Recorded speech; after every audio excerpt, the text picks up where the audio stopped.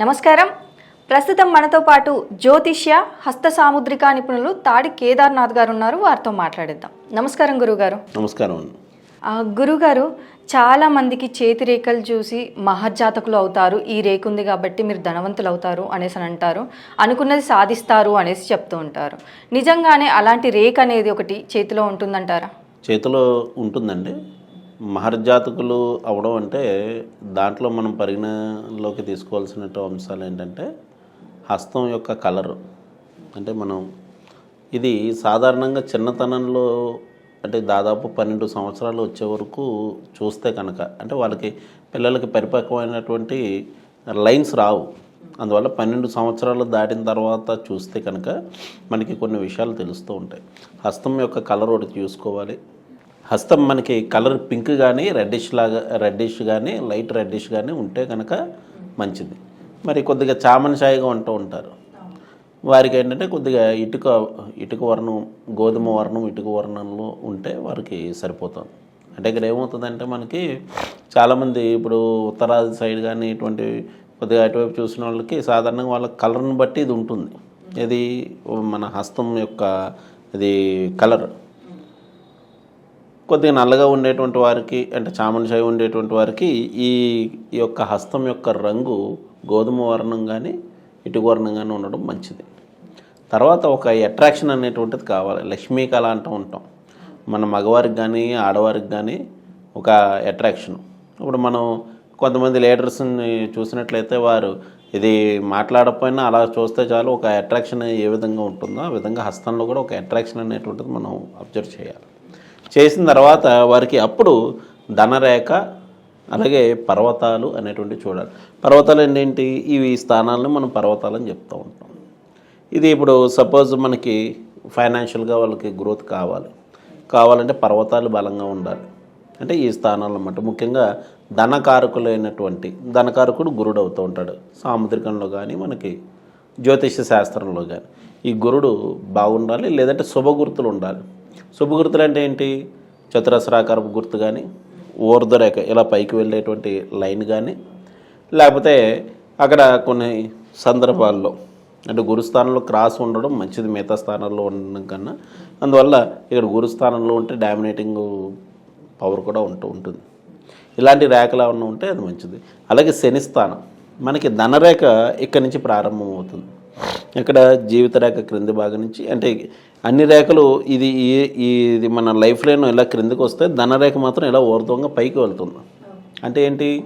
పైకి వెళ్ళేటంటే మన యొక్క అభివృద్ధి అనేటువంటిది దినదిన ప్రవర్ధమానమై వెళ్ళాలి అనేటువంటి సింబాలిక్ సూచన. అది క్రింద నుంచి పైకి వెళ్ళి ఇక్కడ ఆగుతుంది.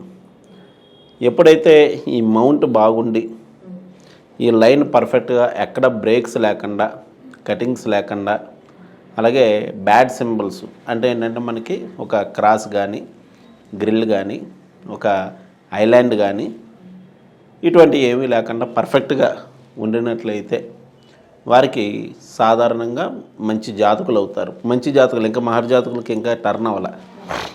తర్వాత ఏమవుతుంది?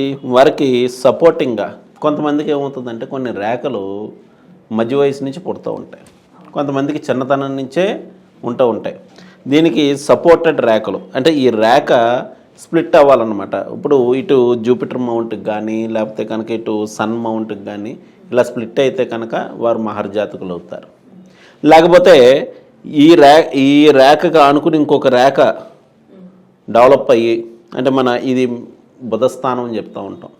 బుధుడు దేనికి కారకుడు? వ్యాపారానికి, పాండిత్యానికి, విద్యా విషయాలకు కూడా కారకుడు. కాబట్టి వారు ఆయా రంగాల్లో రాణిస్తారని చెప్పాలి ఈ లైన్ కనుక ఎలా ఉంటాయి.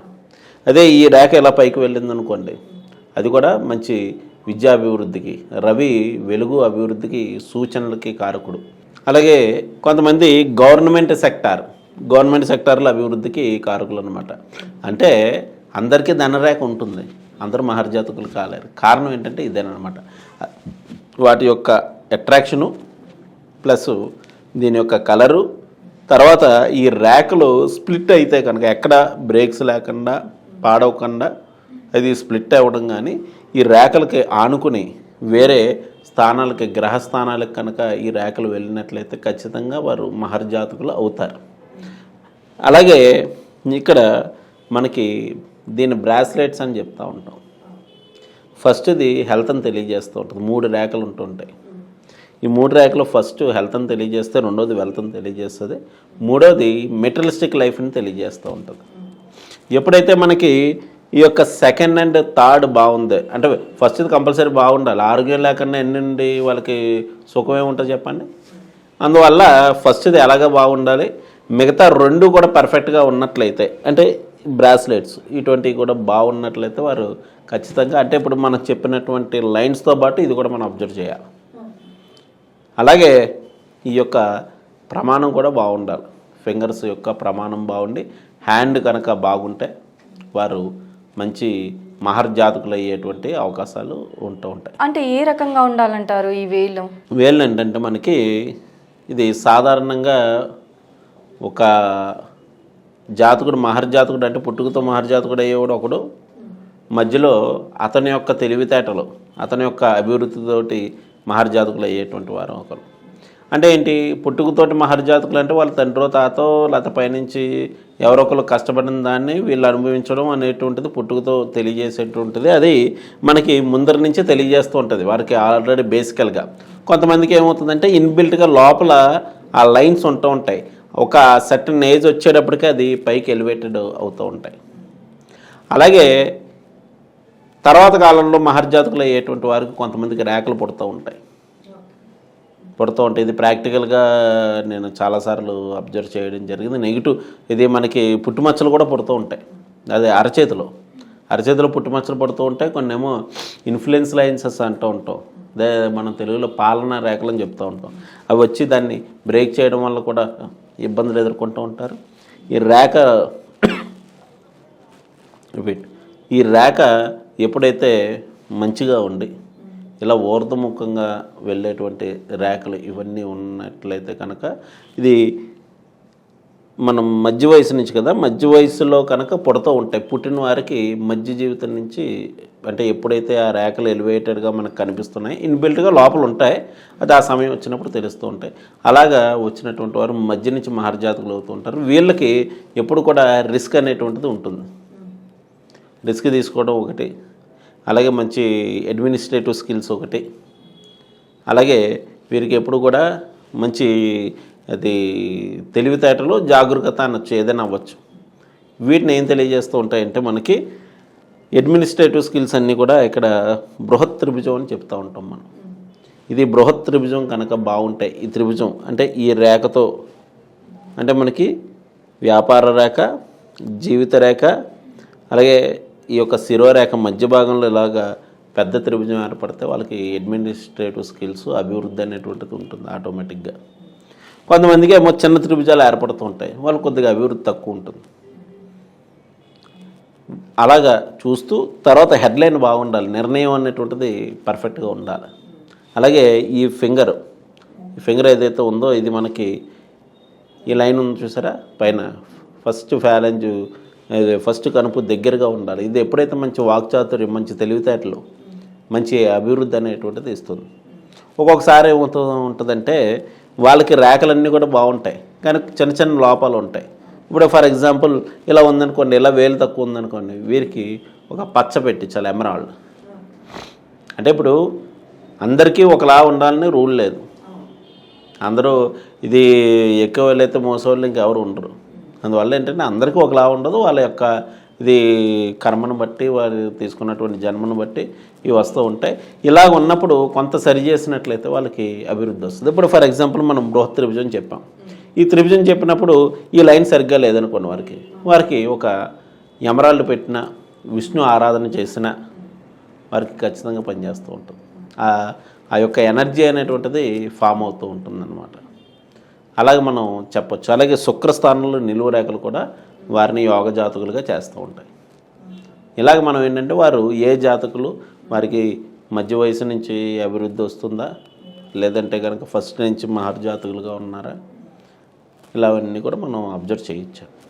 అంటే గురువుగారు ఫస్ట్ నుంచి వెళ్ళి మహర్జాతకులు అనేసి ఒక మాట అన్నారు. నాకు ఒక చిన్న సందేహం ఉంది. ఏంటంటే చేతి రేఖలు మారుతూ ఉంటాయి కదా, మరి పుట్టినప్పటి నుంచి వెళ్ళే మహర్జాతకులు అన్న వారి రేఖలు కూడా మారుతూ ఉంటాయి. మరి అలాంటి వారికి ఎలా చూడొచ్చు అంటారు? అటువంటి వారికి కూడా ఇక్కడ ఏమవుతుందంటే మనకి కొన్ని పుడతాయని చెప్పాను మధ్యలో. సరైనటువంటి యోగం ఉండేటుంటారు. అందుకే మనకి ఇది ఒక ఆస్ట్రాలజర్ ఈక్వల్ టు డాక్టర్. అందువల్ల ఏంటంటే రేఖలు ఎప్పుడైనా చేంజ్ అవుతున్నాయా లేదా అనేటువంటిది మనం అప్పుడప్పుడు చూపిస్తూ ఉండాలి. మినిమమ్ ఇది వీళ్ళకి 1 ఇయర్కైనా లేకపోతే ఒక 6 మంత్స్కైనా 3 ఇయర్స్కైనా చూపిస్తూ ఉంటే ఆ రేఖలు ఏమన్నా సాధారణంగా మహర్జాతకులు అని చెప్పాం. మనం పరిశీలించినటువంటి సమయానికి ఆ యోగం వరకు ఉంటుంది. ఆల్రెడీ ఆ రేఖలు కనుక బ్రేక్ చేసేస్తున్నాయనుకోండి, పలానా టైంలో ఇబ్బందులు ఎదురవుతాయని ఖచ్చితంగా చెప్తాను. నేనే కాదు, ఏ పామిస్ట్ అయినా ఏ ఆస్ట్రాలజర్ అయినా ఆ దశాంతర దశలు చూసి చెప్తారు. ఒకవేళ ఆ రేఖ అప్పటికి పుట్టలే, మన ఆస్ట్రాలజీలో అయితే చెప్పొచ్చు ఈ దశ మీకు బాగోదు కాబట్టి ఇలా అని. పామిస్ట్రీలో ఏంటంటే అప్పటికి ఆ రేఖ పుట్టలేనప్పుడు ఏమవుతుందంటే వీరు మహర్జాతకులుగానే నడుస్తుంది. ఇది అప్పుడప్పుడు చూపించుకోవడం వల్ల అటువంటి ఏమన్నా మనకి ట్రబుల్స్ ఉన్నప్పుడు దానికి మనం రెమెడీ చేయడానికి కానీ లేదంటే వాటిలో కొన్ని ఇబ్బందులు ఎదురవుతున్నాయని చెప్పడానికి ఉంటుంది. అందుకే మనకి లైన్స్ని ప్రధాన రేఖలు ఉప ప్రధాన రేఖలు 2 విధాలుగా చెప్పారు. ప్రధాన రేఖలు ఏంటి? ఇది మన జీవిత రేఖ, శిరోరేఖ, హృదయ రేఖ. ఇవి ఎప్పుడు కూడా మారవు, 90% మారవు. ఇన్ఫ్లుయెన్స్ లైన్సెస్ అంటూ ఉంటారు. చిన్న రేఖలు వాటిని అటాచ్మెంట్ రావడం వల్ల వాటిలో కొన్ని సమస్యలు ఇస్తూ ఉంటుంది. అంటే మనకి జాతక చక్రంలో దశాంతర దశలు ఏ విధంగా మారినప్పుడు హస్తంలో మార్పులు కూడా మనం గమనించవచ్చు. ఇలాంటివి జరిగినప్పుడు ఇలా జరుగుతూ ఉంటాయి. కాబట్టి ఎప్పుడు ఎవరైనా సరే ఒక 6 మంత్స్కో 1 ఇయర్కో లేకపోతే కనీసం మినిమం ఒక 2 ఇయర్స్కో 3 ఇయర్స్కైనా ఒకసారి చూపించుకుంటూ ఉంటే ఆ రేఖలు మారుతుంటాయి. ఒకవేళ వీళ్ళు అబ్జర్వ్ చేసుకున్నా కూడా, ఇప్పుడు మన హస్తాన్ని మనం చూసుకున్నా కూడా మనకు తెలుస్తూ ఉంటాయి ఆ మార్పు అనేటువంటిది. అది కలర్ కూడా మారడం నేను గమనించడం జరిగింది. హస్తంలోనే కొంతమందికి ఎల్లో షేడ్ ఉండేది, వారికి అభివృద్ధి సమయం వచ్చేటప్పటికి పింక్ షేడ్కి వచ్చింది. అలాగా చేంజ్ అవుతూ ఉండడం కూడా గమనించవచ్చు. అలాగే ఇంకా చిన్నది దీంట్లో రవిరేఖ కీర్తి ప్రతిష్టలు ఇస్తూ ఉంటుంది. బుధరేఖ, ఇవన్నీ కూడా యోగాన్ని సూచించేటువంటి రేఖలే. పైగా ఈ యొక్క కొన్ని యోగాలు ఉంటాయి హస్తంలో, అష్టలక్ష్మి యోగం అని, మహాలక్ష్మి యోగం అని, ఇటువంటివి ఉంటాయి. అవి కూడా మనం గమనించవలసి. అంటే ఏ రేఖ చూపిస్తుందో చెప్పొచ్చు అంటారా? ఏదండి, కొన్ని హస్తంలో యోగాలు గమనించవచ్చు. మనకి నారాయణ దత్ శ్రీమాలి గారని ఒక ఉత్తరాది ఉపాసకుడు, ఆయన కొన్ని యోగాలు హస్తం ద్వారా యోగాలు కనిపెట్టే విధానం చెప్పారనమాట. దాన్ని బట్టి మనం యోగాలు ఉన్నాయో లేదో కూడా తెలుస్తూ ఉంటుంది. సరే గురువుగారు, ఆ మహర్జాతకులు అవ్వడానికి సూచించే రేఖ గురించి చాలా బాగా వివరించారు గురుగారు. ధన్యవాదాలు. నమస్తే.